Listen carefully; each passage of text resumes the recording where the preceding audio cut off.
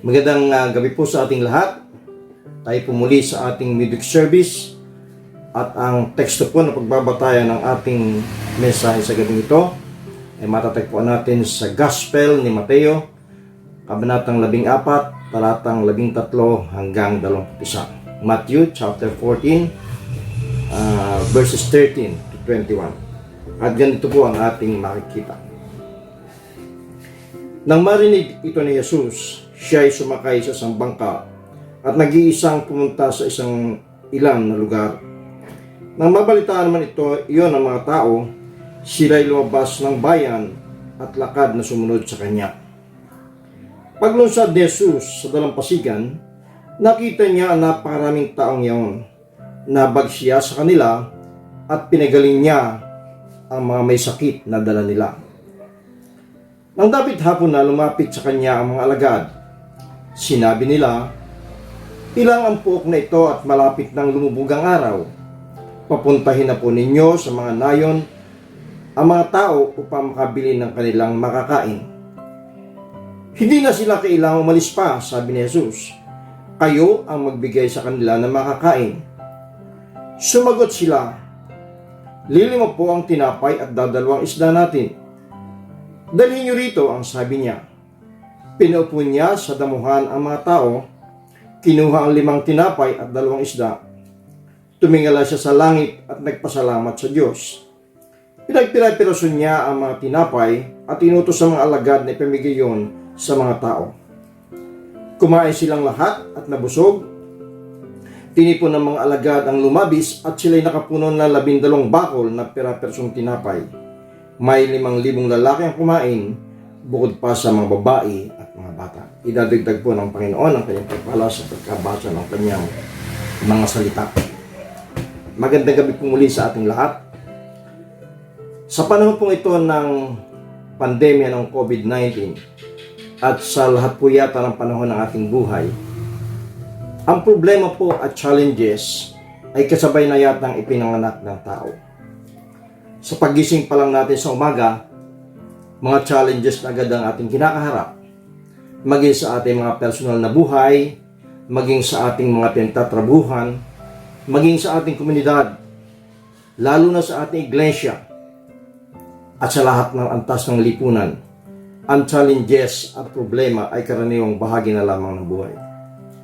Ganun sa ating mga personal na buhay sa kasalukuyan, dalawa ang pangunahing problema ng mga tao ngayon. Una ay ang kalusugan at ang pangalawa ay ang pagkukunan ng ikabubuhay. At ito po ang mga pangunahing suliranin ng mga tao sa gitna ng pandemya sa kasalukuyan. Kaya po sa gabing ito, ang paksa po ng aking message, sa gitna ng crisis, papaano tayo tumutugon? Sa gabi pong ito, atin pong pag-usapan ng isang paraan kung paano ba natin haharapin ang mga suliranin at challenges sa ating buhay. Yung pong binasa kong teksto kanina ay alam na alam natin.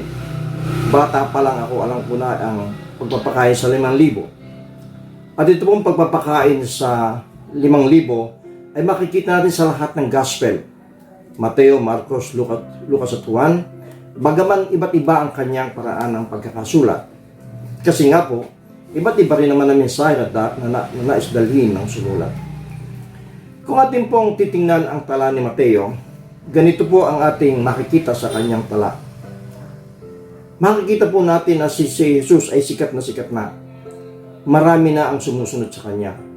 Marami na siyang mga fans, ika nga. At dahil marami siyang mga fans, pinagaling niya ang mga karamdaman ng mga ito, lalo na yung mga may sakit. Sa ganitong gawain ni Jesus at ng kanyang mga alagad, ina-expect natin na halos maghapon na silang magtatrabaho o gagawa ng iba't ibang bagay, lalo higit ang pagpapagaling sa mga karamdaman ng tao. Kaya nga po nung dumating na ang hapon, panahon na upang kumain, napakarami ng tao ang sumunod kay Jesus. Kaya po nag-aalala po ang mga alagad. Ang sabi po ng mga alagad, pauwiin na natin ang mga tao upang makabili sila ng makakain. Sabi po ni Jesus, hindi pumayag Jesus. Ang sabi niya, kayo ang magpakain sa kanila. Ngunit ang sagot po ng mga alagad, paano namin sila mapapakain? Dahil lilimang tinapay at 2 isda lamang ating daladala o meron tayo. Ano po ang ginawa ni Jesus? Kinuha niya ang mga ito, pinaupo ang mga tao, ipinanalangin ang tinapay at ang isda, at ang nangyari, nakakain lahat ang mga tao. Ngunit hindi lamang po yun ang nangyari. Nakakain na silang lahat, ay may natira pang 12 basket. Ang sabi po ay 5,000 ang nakakain, hindi kasama ang babae at mga bata. Sa gabi pong ito, meron po akong ilang punto na gustong dalhin sa inyo bilang bahagi ng ating mensahe. Ang una pong punto na gustong dalhin sa inyo, sa gitna po ng mga challenges, hindi po dapat tayong sumuko.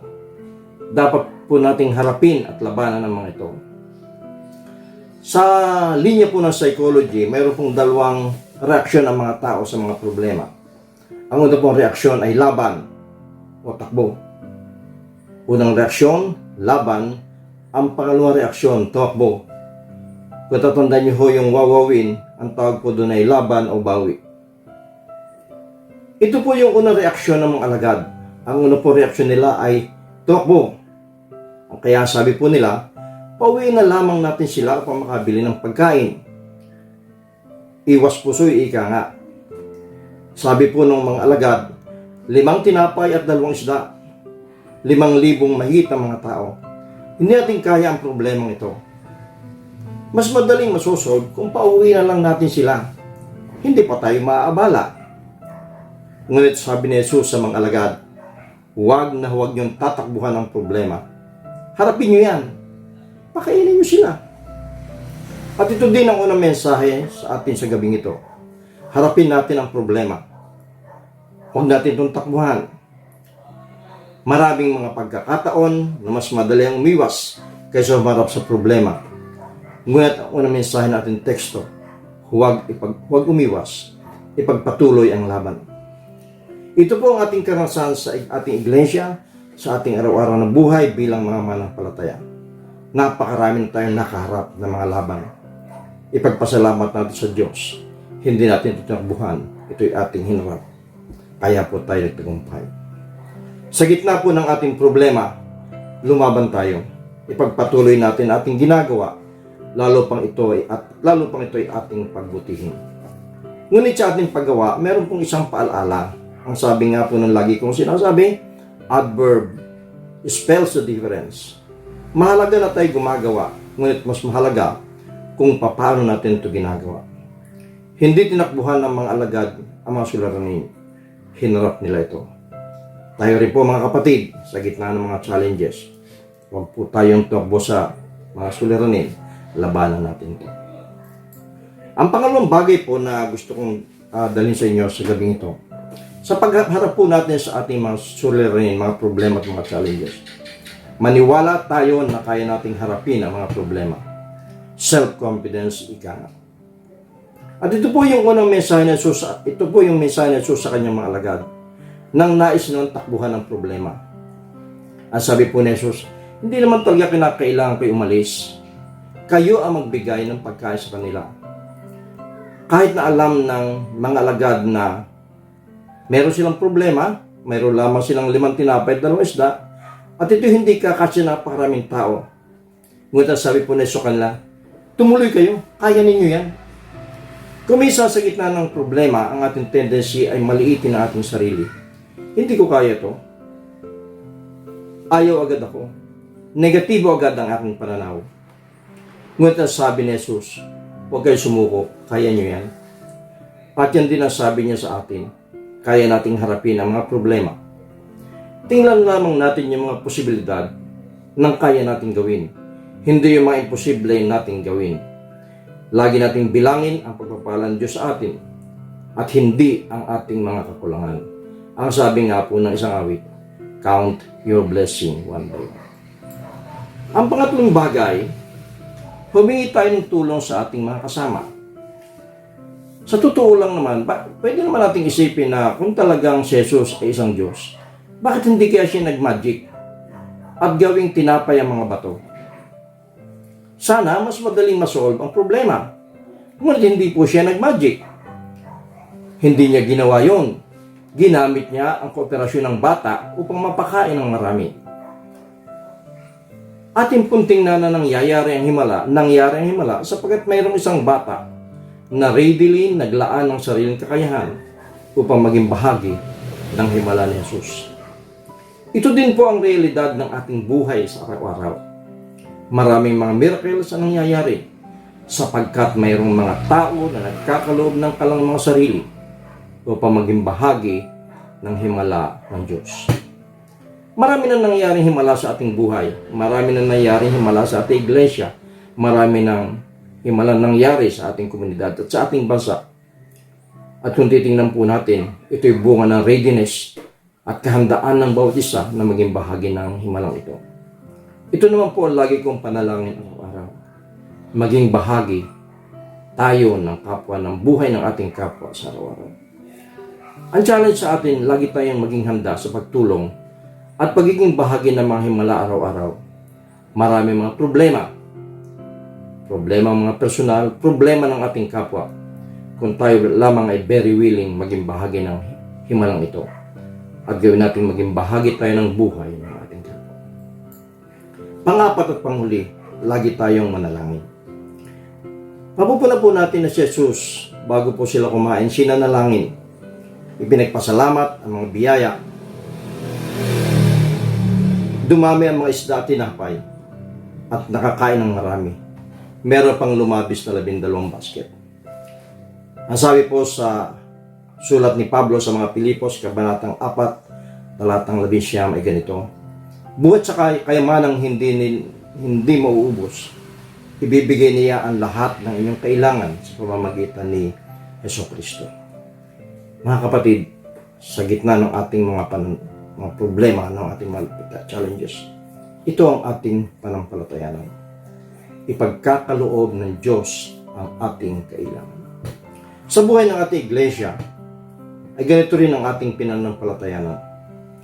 Ang ating Panginoon Diyos ang magkakaloob ng ating mga pangailangan upang harapin ng buong tapang ang mga challenges ng buhay ng ating iglesia at maging ng ating mga personal na buhay.